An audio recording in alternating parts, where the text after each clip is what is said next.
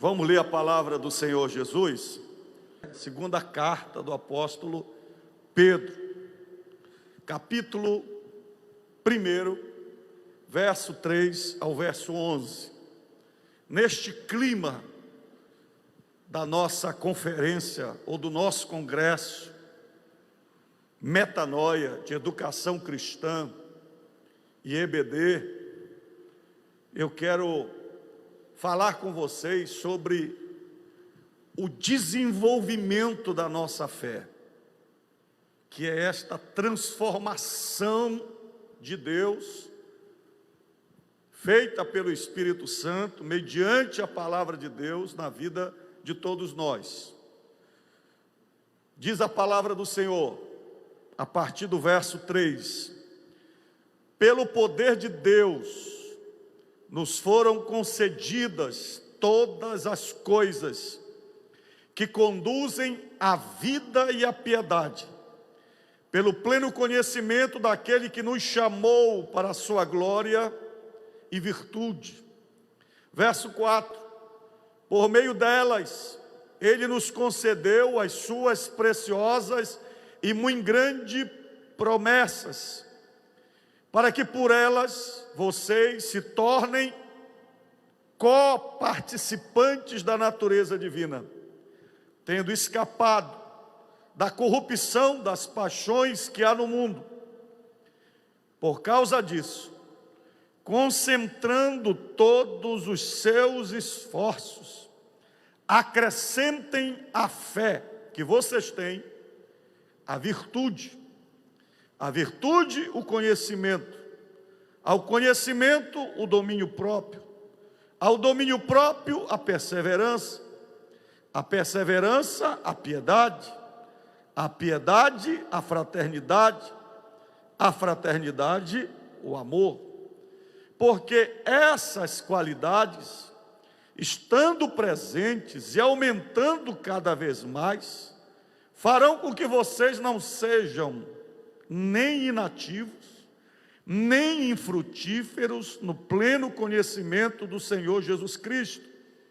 Pois aquele que não tem estas coisas é cego, vendo só o que está perto, e se esqueceu da purificação dos seus antigos pecados. Por isso, irmãos, procurem com empenho cada vez maior confirmar a vocação e a eleição de vocês, porque fazendo assim, vocês jamais tropeçarão, pois desta maneira é que lhes será amplamente suprida a entrada no reino eterno do nosso Senhor e Salvador Jesus Cristo. A palavra de Deus fala conosco aqui diretamente sobre o desenvolvimento da nossa fé, crescimento da nossa fé, sobre a provisão da nossa fé, isto é, que a cada dia você se torne melhor, a cada dia você se torne um gigante na vida espiritual, para cumprir o desejo do coração de Deus. O interessante é que esta carta, que foi escrita pelo apóstolo Pedro, é um exemplo prático. Pedro está falando aqui da sua vida. Quando ele encontra Jesus, e Jesus o convida para ser pescador de homens, Pedro, como nós conhecemos, é um homem sanguíneo, é um homem inconstante, é um homem descontrolado, é um homem que às vezes confunde maturidade espiritual de estar perto de Jesus, mas aquele homem que fala fora de hora, inclusive falando usado pelo diabo. Teve uma hora que Jesus disse para ele, um momento que Jesus disse para ele: para trás de mim, Satanás, quando ele aconselha Jesus a não sofrer os sofrimentos como nosso Salvador, designado por Deus a ir até a cruz do Calvário. É o Pedro que no momento em que Jesus diz que ele ia sofrer e que os discípulos iriam abandoná-lo, Pedro diz: não, Senhor, eu vou contigo até o final, eu não te deixarei, eu estou firmado, convicto, vou morrer contigo. Quantos de nós prometemos isso no culto, na igreja, na oração, mas no dia a dia do nosso trabalho, no momento de tentação, a gente vive totalmente essa realidade espiritual, esquecemos Deus facilmente, numa proposta financeira, diante de uma cantada romântica. Pedro negou Jesus, mas depois de ressuscitado, Jesus, o próprio Jesus, vai ao encontro de Pedro e pergunta: Pedro, você me ama? Ele diz: eu te amo. E Jesus diz: vem trabalhar para mim, apacenta os meus cordeirinhos. Pedro, tu me ama? Ele diz: Senhor, eu te amo, então cuida das minhas ovelhas. Pedro, tu me amas? E ele, insistente, disse: Senhor, tu sabes que eu te amo, então cuida das minhas ovelhas.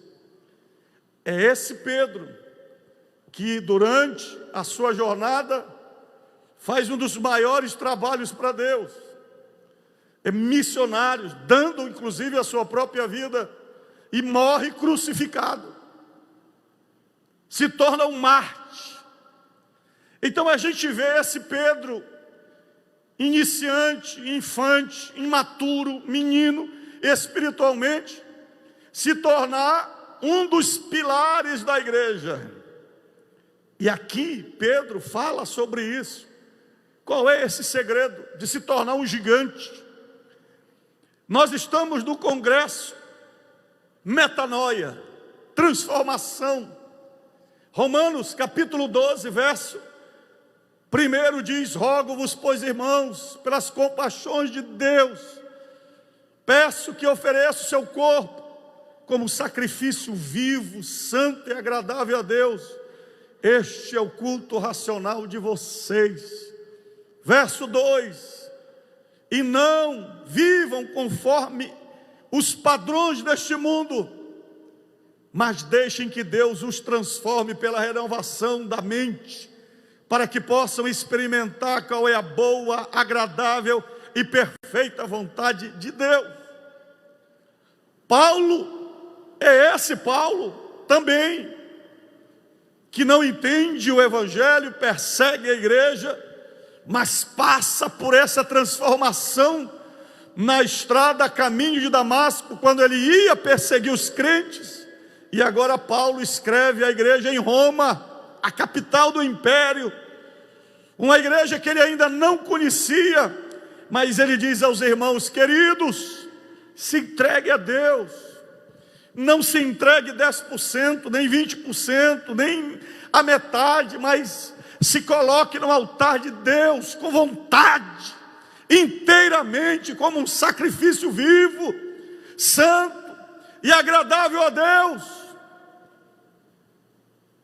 E quando Paulo diz: não vos conformeis com este mundo, isto é, não aceite os valores do mundo, e aqui a palavra mundo se refere a todos os valores e princípios estabelecidos por Satanás, desde quando ele tenta usurpar o trono de Deus no céu, e ele é expulso, conforme Isaías capítulo 14, e depois ele tenta Adão e Eva no jardim, com aquela proposta deles se rebelarem contra Deus e comerem a árvore do conhecimento do bem e do mal, porque eles seriam iguais a Deus. E Eva e Adão aceitaram essa proposta e se implantou esta mentalidade mundana, satânica, mentalidade de uma vida contrária a Deus. Tudo que é contrário a Deus compõe essa mentalidade mundana. E quando Paulo diz: não vos conformeis com este mundo, não está se referindo mundo como pessoa, porque a Bíblia diz que Deus amou o mundo, amou as pessoas. O mundo aqui falado por Paulo é este mundo governado por Satanás. É o mundo da imoralidade, da mentira, da corrupção. O apóstolo Pedro, ele fala no verso de número 4, tendo escapado da corrupção das paixões que há no mundo. Ele está falando a mesma coisa que Paulo, são os valores mundanos. E a nossa grande luta como crente em Jesus Cristo, que encontramos a fé e aceitamos a Jesus como Salvador, é abrir mão desses valores mundanos, carnais, para vivermos os valores e os princípios estabelecidos pela palavra de Deus. Esta transformação, a metanoia, é você deixar de ser um elemento mundano para você ser um elemento, como o próprio apóstolo Pedro diz aqui, participante da natureza divina. É que você se torne filho de Deus, é que você tenha o mesmo DNA espiritual de Deus, é que você tenha a mesma imagem e semelhança de Deus que foi perdida por Adão. E isso vem através do processo da metanoia, da transformação, do arrependimento, da conversão a Deus. E Paulo diz: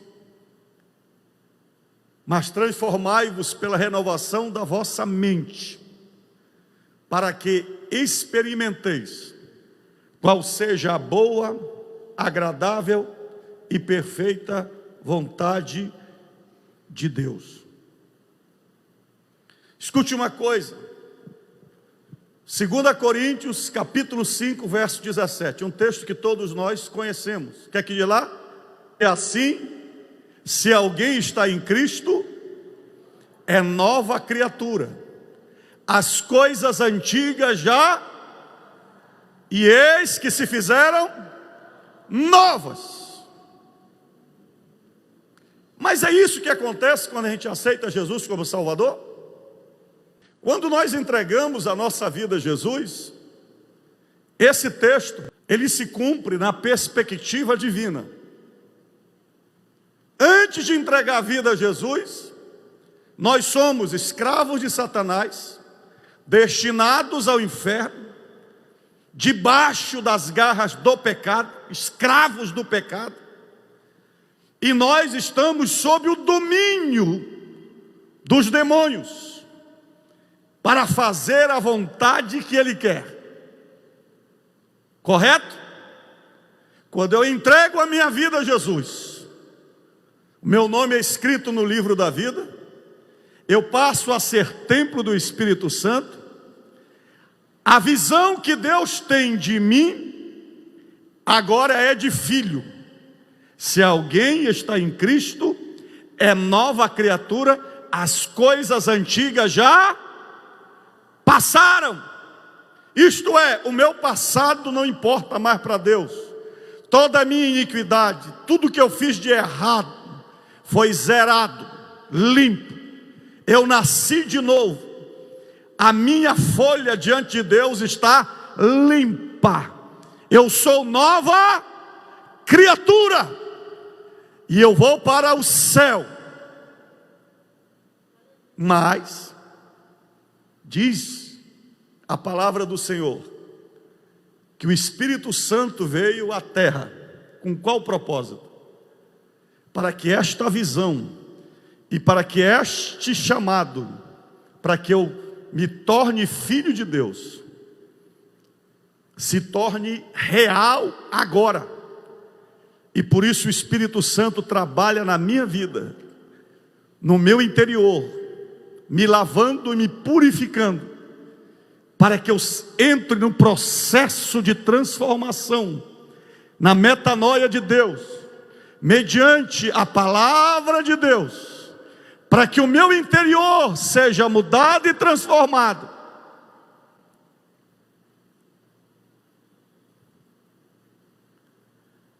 Porque esta transformação, ela não acontece assim, ó. Quem está entendendo? Você entregou a sua vida a Jesus hoje. Você é nova criatura diante de Deus. Você não vai mais para o inferno, você vai para o céu. Você não é mais filho do diabo, você é filho de Deus. Mas você continua tendo uma mente que você tinha antes. Você tinha os mesmos hábitos e vai continuar tendo. Você tinha aquela namorada e continua com ela. Se você vivia com 3 mulheres, ao aceitar a Jesus como Salvador, essas 3 mulheres não se desligaram de você, ela continua com você. Se você era dono de um jogo de bicho, ao aceitar Jesus como Salvador, você vai continuar sendo dono do jogo do bicho. Se você tinha um canal de pornografia no teu computador, você aceitou a Jesus como Salvador, o canal não é desabilitado, nem no Facebook,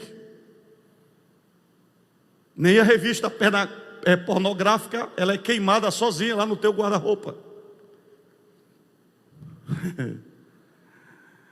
As trapaças que você tinha na tua empresa, elas continuam lá. O homem que entrega a vida a Jesus, daqui para frente, agora ele é transformado por Deus, para que você, agora, mude de valores, entenda os valores do reino de Deus. Aí sim, você vai chegar na sua casa, vai receber força de Deus, e vai queimar a revista pornográfica, e vai quebrar os teus ídolos, e vai resolver o teu problema conjugal, e vai colocar ordem na tua empresa para não ter mais negócios ilícitos. Mas quem é que vai fazer isso? É o teu contador? É a tua mulher? Sou eu que vou quebrar os altares na tua casa? Não. Você é nova criatura. Então a tua fé agora, essa fé inicial, ela tem que ser desenvolvida. E diz o apóstolo Pedro no verso 4, eu vou ler novamente para você entender o verso 3. Pelo poder de Deus, nos foram concedidas todas as coisas que conduzem à vida e à piedade, pelo pleno conhecimento daquele que nos chamou para a sua própria glória e virtude. Por meio delas, Ele nos concedeu as suas preciosas e muito grandes promessas, para que por elas vocês se tornem coparticipantes da natureza divina, tendo escapado da corrupção das paixões que há no mundo. Então você vai viver agora entre 2 abismos, entre 2 choques de valores. Você é nova criatura, você agora é parte da natureza divina, mas a corrupção do mundo vai permanecer, porque ninguém vai te colocar numa redoma, não vai ter um escritório exclusivo para você trabalhar, não vai ter um transporte de ônibus exclusivo para você viajar, a tua casa não vai ser transferida de bairro, você não vai viver isolado das outras pessoas.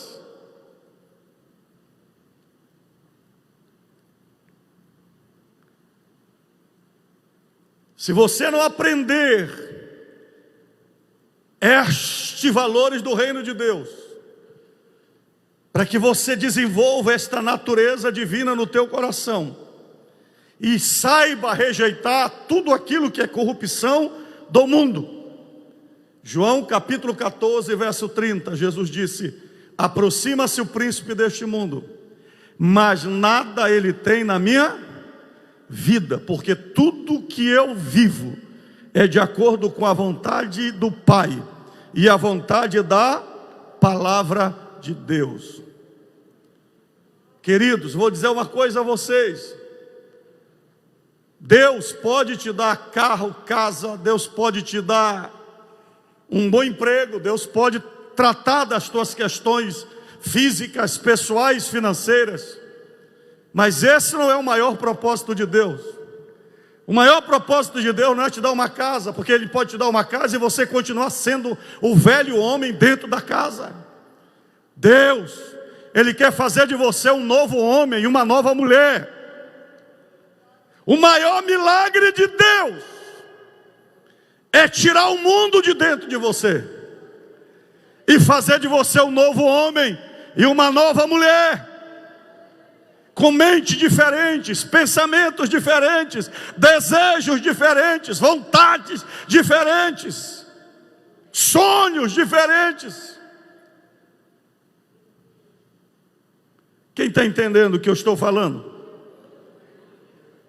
Levante as suas mãos e diga: Senhor, eu quero ser parte da tua natureza divina, e eu quero que o Senhor tire da minha vida tudo que representa os valores e a corrupção do mundo. Tira da minha vida. E aqui no texto, nesse processo de desenvolvimento da fé, para que você chegue a essa maturidade espiritual, o apóstolo Pedro, aqui nesse texto, ele fala de 7 elementos que fortalecem a tua fé, que desenvolvem você. Em primeiro lugar, verso de número 5, ele diz: acrescentem à fé que vocês têm a virtude. A palavra virtude no original é excelência moral. Está falando de caráter. A partir do momento em que você entrega a tua vida a Jesus, a tua preocupação agora não é mais reputação. O que é reputação? É o que as pessoas pensam de mim. Eu não estou mais preocupado com reputação. Agora eu estou preocupado com excelência moral. Isto é, aquilo que Deus pensa de mim. Ainda que ninguém esteja vendo, ainda que eu esteja morando sozinho no Egito como José, mas a minha vida tem que ser excelente para Deus.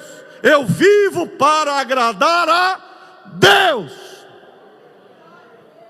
Você não rouba, não mata, não adultera, não entra em motel, não vai fumar, não se droga mais. Não é porque você quer agradar outras pessoas, não.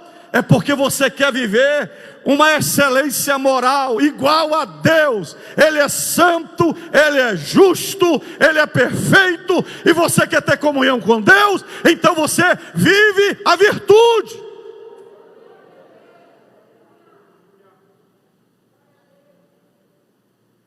Eu fico intrigado com crente que gostam de culto de revelação de pecado. Ele sabe que está em pecado, ele sabe que vai para o inferno, ele sabe que está contrário à vontade de Deus, mas ele quer ir no culto para alguém revelar primeiro, para saber o que ele tem, para depois ele mudar a vida dele. Isso é brincar com Deus, isso é provocar a Deus, a natureza de Deus. A Bíblia diz: não tentarás o Senhor teu Deus. O que é que você faz para tentar a Deus? É tentar a natureza de Deus. O que é tentar a natureza de Deus? É você testar a Deus com aquilo que Ele já falou para você, e você continua insistindo naquilo. Excelência moral.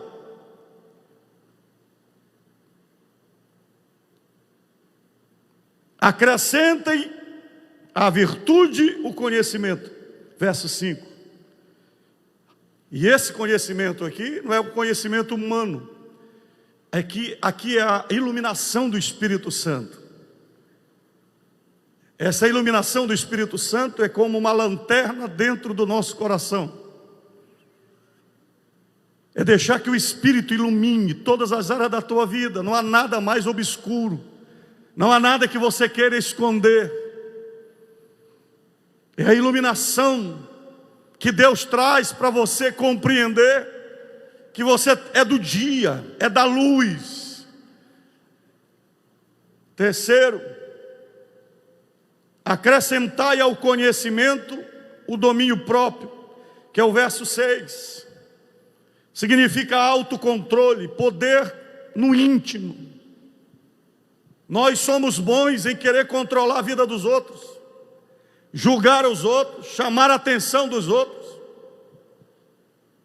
Eu vi ontem uma irmã, inclusive da nossa igreja, colocando uma lista de pastores e criticando os pastores.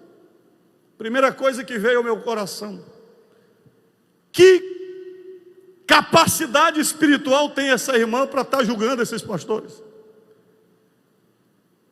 Isso é muito sério.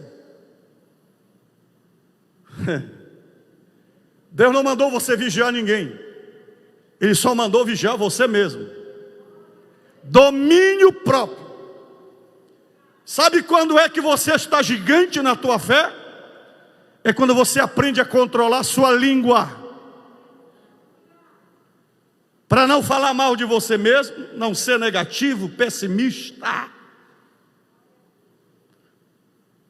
A Bíblia diz: saia da tua boca só o que for boa para a edificação dos outros.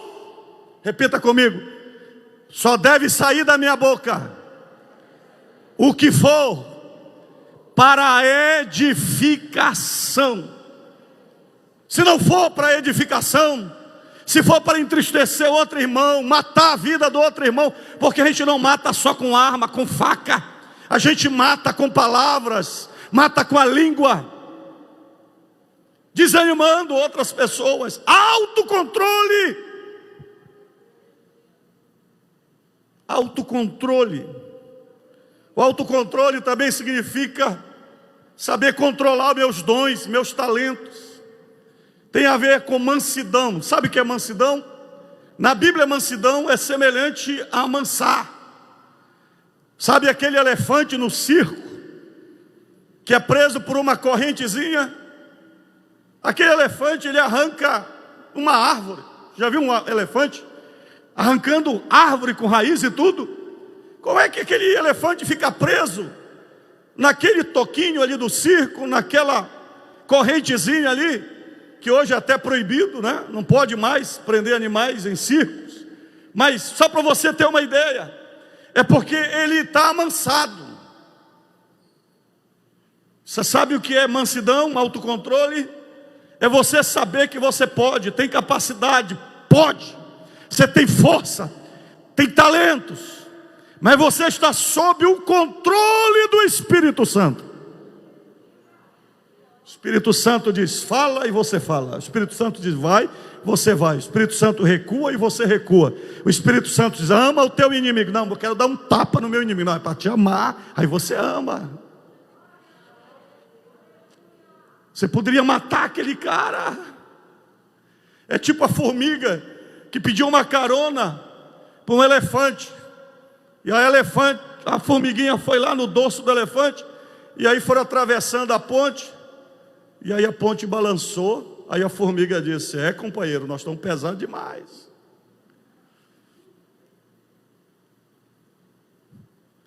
Às vezes você está diante de situações, vendo pessoas inferiores a você, no aspecto de poder, da capacidade.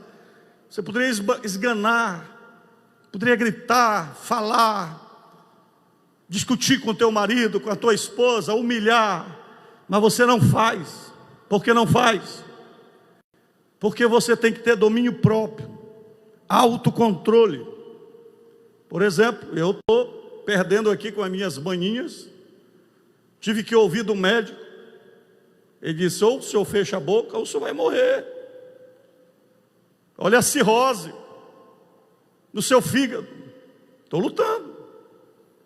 Autocontrole para enxergar uma tigela de açaí, que o bicho é gostoso, com um pedaço de charque assado. Autocontrole. A Bíblia diz: não vos embriagueis com vinho. Autocontrole. Glutonaria é pecado. Você está destruindo o seu corpo. É o templo do Espírito Santo. Autocontrole. A preguiça, a negligência, autocontrole. A cama é gostosa. Quem não gosta de dormir? Mas levanta, preguiçoso, vai trabalhar. Autocontrole.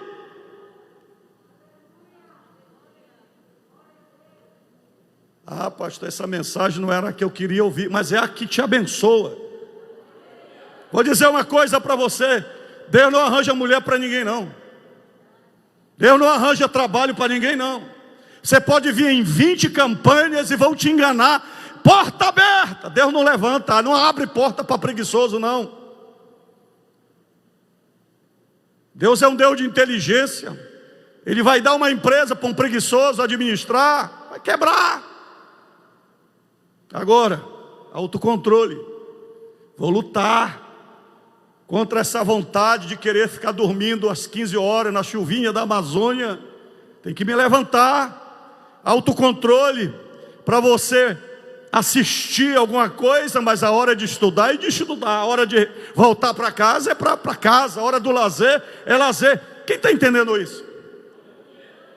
Autocontrole na oração, para ler a Bíblia, para o teu devocional diário, de olhar para a carne e dizer: carne, chegou a hora de ler a Bíblia. Vamos ler a Bíblia, a palavra de Deus. Vamos orar. Quem está entendendo o que eu estou falando? Autocontrole, domínio. Levante as suas mãos. Diga: Senhor, me dá virtude, me dá conhecimento, me dá domínio próprio.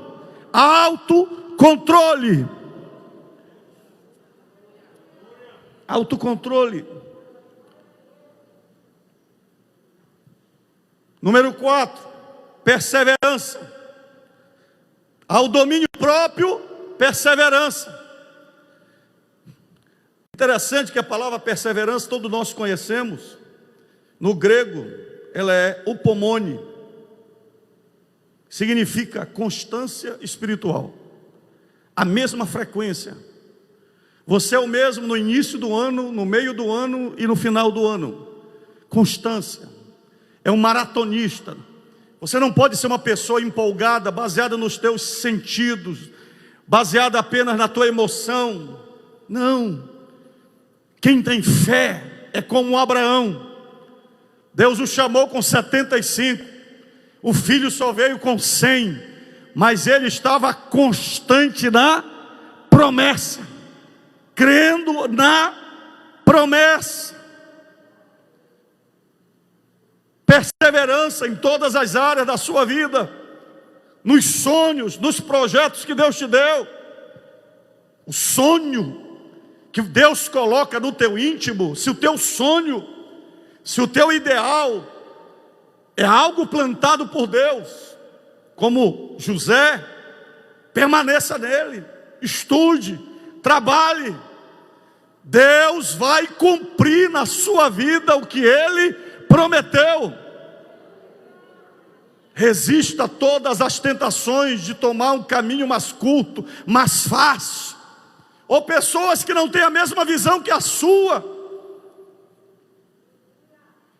Já imaginou se Abraão tivesse desistido?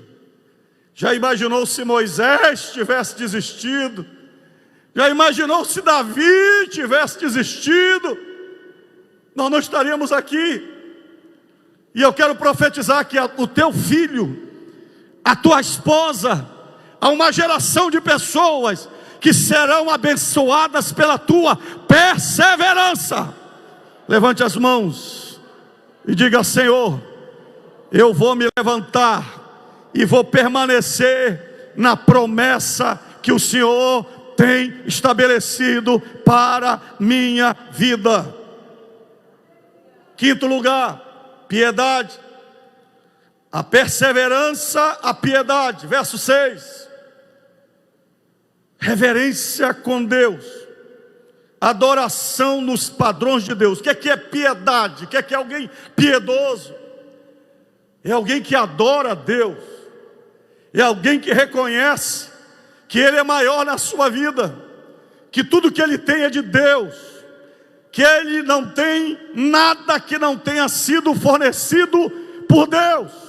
Então Ele é um adorador. Ele é como Abraão, onde ele chega, ele levanta um altar, onde ele chega, mostra para todo mundo que quem manda na vida dele é Deus. Marca o lugar com a adoração, seja na sua casa, no trabalho. É o crente que ora, que adora a Deus, sem se importar com o que as pessoas vão dizer e achar. Sabe, querido, vou dizer um negócio para você.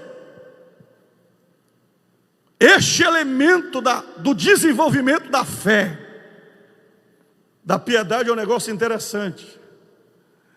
É o crente que dobra o joelho em qualquer lugar, diante de autoridade, diante de parente.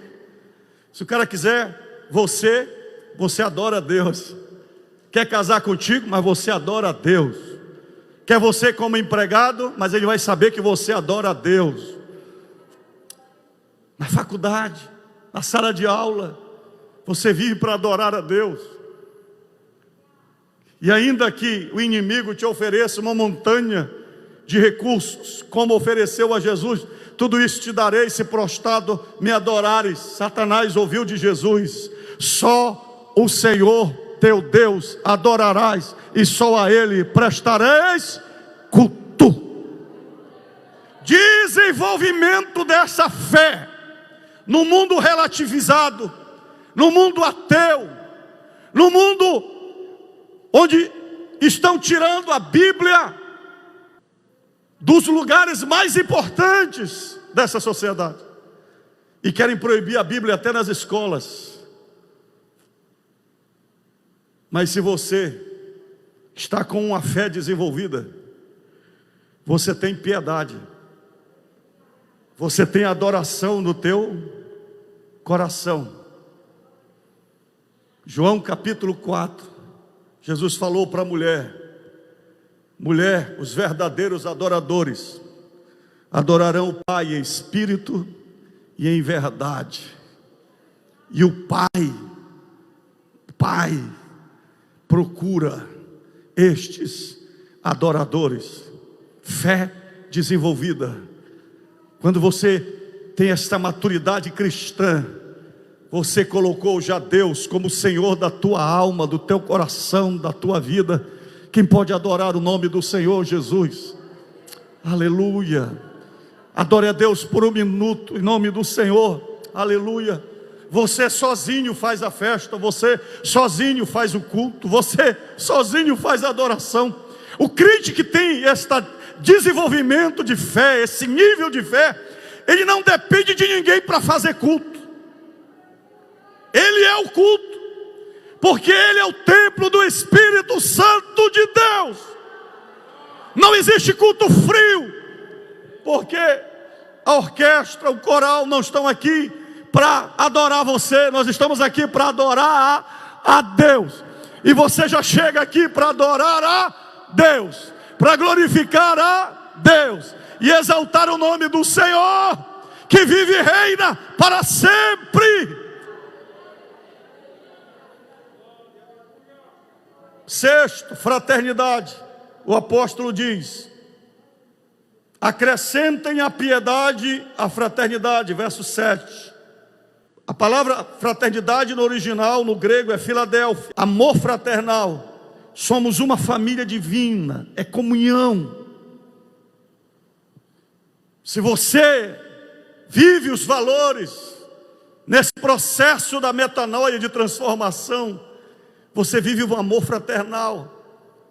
Não vive mais o amor definido pelo mundo, meu eu sou melhor, o egoísmo, a inveja, o ciúme. Não. Você vive o amor fraternal. João capítulo 15, verso 12: nisto conhecerão todos que são meus discípulos, que vocês são meus discípulos, se tiverdes amor uns com os outros. É o amor banhado na relação com os filhos, com a esposa, aqui na igreja, porque nós somos a grande família. Eu não entendo como alguém diz que pode amar a Deus e ter a sua fé gigante e não consegue parar em lugar nenhum. Ele é um intrigueiro, é um futriqueiro. Onde ele chega tem problema. Que fé é essa? Que fé é essa? Mas a fé que Deus quer desenvolver em você é essa fé fraternal.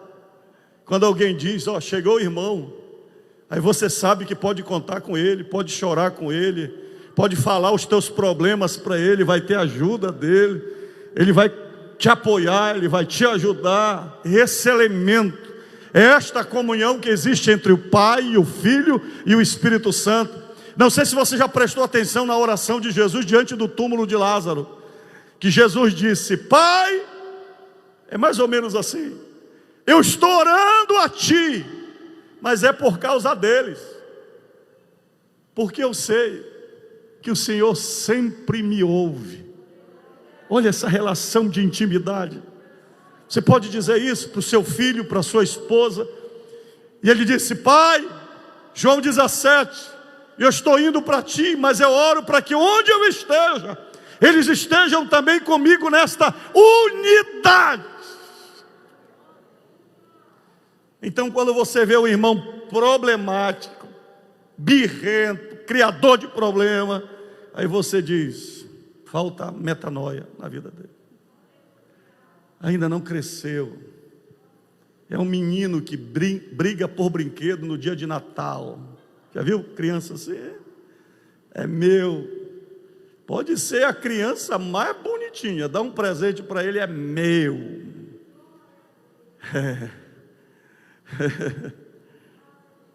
Último lugar, Pedro diz, acrescentai à fraternidade o amor. Ué, que amor é esse? Ele forra, ou melhor, ele joga sobre todos os outros elementos o ágape, o amor eterno. É como se ele construísse tudo e dissesse agora, recheie tudo isso com ágape de Deus, a virtude, o conhecimento, domínio próprio, perseverança, a piedade, a fraternidade. Recebam o amor de Deus, o amor ágape, é o amor eterno, é o amor que Deus tem por nós, porque Deus amou o mundo de tal maneira, que deu o seu Filho unigênito, para que todo aquele que nele crê não pereça, mas tenha a vida eterna. Deus te deu o melhor, então viva o melhor de Deus, e dê o melhor de Deus também a outras pessoas. Deus chamou quando você não prestava, não valia nada, mas Ele investiu a vida do Filho dele em você. Será que nós estamos prontos para viver isso?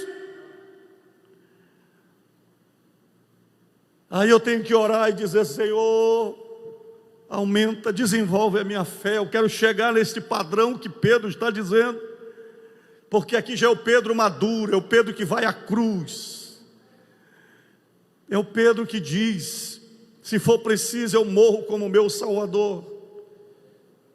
E aí por último Pedro diz, se eu cresço, se eu me desenvolvo na fé, qual é o resultado disso? Em primeiro lugar, ele fala no verso 8, você não será um parasita inútil. Ele diz, não sejais inativos, e no grego é argos, ocioso, inútil.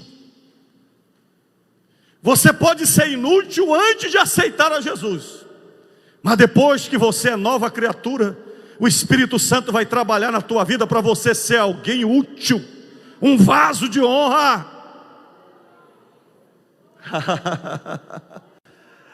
Quem pode dar glória a Deus? Receba aí os dons e os talentos do Espírito Santo. Levante a mão aí e receba. Onde você estiver me ouvindo, dizendo, pastor, eu não sou nada, eu não valo nada. Não, essa música é antes de aceitar a Jesus. Agora, como nova criatura, você não pode mais ser inútil, Porque você está recebendo a palavra de Deus que vai frutificar. Você está recebendo o poder do Espírito Santo que vai transformar a tua vida. Você está recebendo as muito preciosas promessas de Deus na tua vida. Você está recebendo toda a capacitação do Espírito Santo. Então começa a te movimentar, começa a te exercitar, porque os teus músculos vão aparecer. Você que não corria vai correr, você que não falava vai falar, você que não pensava vai pensar, você que não era nada agora vai ser, porque Deus está na tua vida, e maior é aquele que está em nós do que aquele que luta contra nós. Bata a mão no peito, diga assim: a partir de hoje jamais eu vou abrir a minha boca para dizer que eu sou uma barata tonta, para dizer que eu não presto. Diga: a partir de agora, com a minha fé suprida, com a minha fé desenvolvida, eu vou dizer: eu sou filho de Deus. Filho de Deus. Você é filho de Deus. Filho, mais uma vez, filho de Deus. Filho de Deus. Eu profetizo que o melhor de Deus está vindo sobre a tua vida hoje, em nome do Senhor Jesus Cristo. Segundo lugar, Pedro diz: nem infrutíferos no pleno conhecimento do Senhor Jesus Cristo. Isso aqui é tremendo, irmãos. Vou repetir de novo. Verso 8: nem infrutíferos no pleno conhecimento do Senhor Jesus Cristo. Ele não está dizendo nem infrutíferos no pleno conhecimento da UFPA, nem da UNAMA, nem de qualquer projeto científico. Ele está dizendo que a partir de hoje você vai ser frutífero no pleno conhecimento do Senhor Jesus Cristo. Deus vai te dar conhecimento espiritual para você superar todo fracasso na sua vida, e você vai ser um homem ou uma mulher vitorioso em nome de Jesus. Terceiro lugar, visão. Verso 9 ele diz: pois aquele que não tem estas coisas é cego, vendo só o que está perto. Isto é, aquele que não tem a fé, que não tem desenvolvimento da fé, ele pode ser membro da Assembleia de Deus, mas é um cara cego. Ele não tem visão, não tem sonho, não tem projeto. Sai ano, terminou 2020, começou 2021, terminou 2021, começou 2022. Aí você pergunta para ele: e aí, irmão, como é que vai a vida? Irmão, você sabe, a pandemia, vem o coronavírus, nada novo, nenhuma visão nova, nenhum ânimo, nada, é cego. Mas eu vou profetizar para Deus abrir tua visão, para você ter sonhos poderosos com você mesmo, com a tua família, com a igreja, com os projetos de Deus. Quarto lugar, purificação de pecados. Verso 9, ele diz: se esqueceu da purificação dos seus antigos pecados. Mas quem vive essa plenitude de fé com Deus, vive na pureza, vive com a vida limpa diante do Senhor. Quinto lugar, confirmação da vocação e eleição. No verso 10 ele diz: por isso, irmãos, procure com empenho cada vez maior confirmar a vocação e a eleição de vocês. Diga: eu tenho uma vocação e eu sou eleito por Deus. Quem foi que votou em você? Foi Deus. Quem te escolheu? Foi Deus. Quem vai te aprovar? Deus. Então, se você tem fé e desenvolve esta fé, você está vivendo de acordo com a eleição que Deus fez de você. Sexto e último lugar, vitória espiritual. Verso 10 ele diz: fazendo assim, vocês jamais tropeçarão, não vão cair. Olha essa garantia de Deus. Deus está dizendo: se você desenvolver a sua fé na transformação que eu estou propondo, jamais o diabo vai conseguir te derrubar. Você não vai tropeçar, porque você vai ser maior do que o diabo, você vai ser maior do que as tentações. Sétimo lugar, entrada no reino eterno de Jesus Cristo. Verso 11, o apóstolo diz: pois desta maneira é que lhe será amplamente suprida a entrada no reino eterno do nosso Senhor e Salvador Jesus Cristo. Reino de Deus. Tudo que nós tratamos aqui, o nosso maior alvo e objetivo é entrar no reino de Deus. Se nós esperarmos em Deus somente nesta vida, somos os mais miseráveis de todos os homens. Fé, aperfeiçoar a fé. E eu estou orando a Deus, louvando a Deus, porque nós estamos iniciando este ano, praticamente 2022, com a certeza de que nós queremos passar por esse processo de desenvolvimento da nossa fé. E a mensagem que eu estou pregando para os irmãos, primeiramente estou pregando para mim como pastor, para a minha vida. Eu estou dizendo: Deus, me agiganta na fé. Feche os teus olhos. Peça para Deus. E diga a Deus: mais do que dinheiro, mais do que qualquer outra coisa, me agiganta, desenvolve a minha fé, me transforma. E ore ao Senhor. Pai, pelo poder do teu nome, a tua palavra foi ministrada, Senhor. Desenvolve a nossa vida, desenvolve, Senhor, a nossa fé em ti, Senhor. Tira da nossa vida toda a corrupção do mundo. Tira da nossa vida tudo que não te agrada, todos os valores mundanos, Senhor. Arranca, mas arranca como uma árvore com as suas raízes, mesmo que esteja entranhado no mais profundo da nossa alma. Tira, Senhor, toda a corrupção, transforma-nos por dentro. Nós queremos ser nova vida, novo coração, para que possamos experimentar a tua boa, agradável e perfeita vontade. Senhor, fortalece e desenvolve a nossa fé. Tudo que foi ministrado hoje nesta noite, Senhor, nos agiganta. Não queremos ser meninos, não queremos ser crianças, mas queremos ser homens e mulheres para viverem nesta terra a tua vontade, a tua palavra.